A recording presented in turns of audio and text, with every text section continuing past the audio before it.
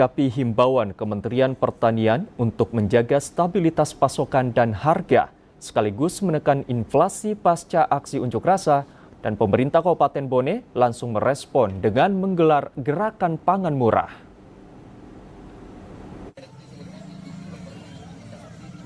Bupati Bone Andi Asman Sulaiman menegaskan pelaksanaan gerakan pangan murah harus berkelanjutan dan tidak sekedar seremonial. Melalui Dinas Ketahanan Pangan, pemerintah terus menghadirkan pasar murah agar harga kebutuhan pokok, terutama beras, bisa tetap terjangkau sesuai ketentuan pemerintah. Bupati juga mendorong petani untuk langsung menjual hasil panennya, sehingga masyarakat dapat membeli dengan harga lebih murah dari pasar umum.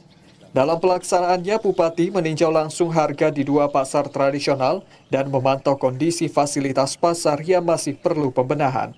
Sementara Wakil Bupati Andi Akmal Pasludin juga hadir dalam gerakan pangan murah yang digelar Dinas Ketahanan Pangan bersama Bulog, serta mengajak dinas terkait untuk menawarkan produknya dengan harga di bawah pasaran.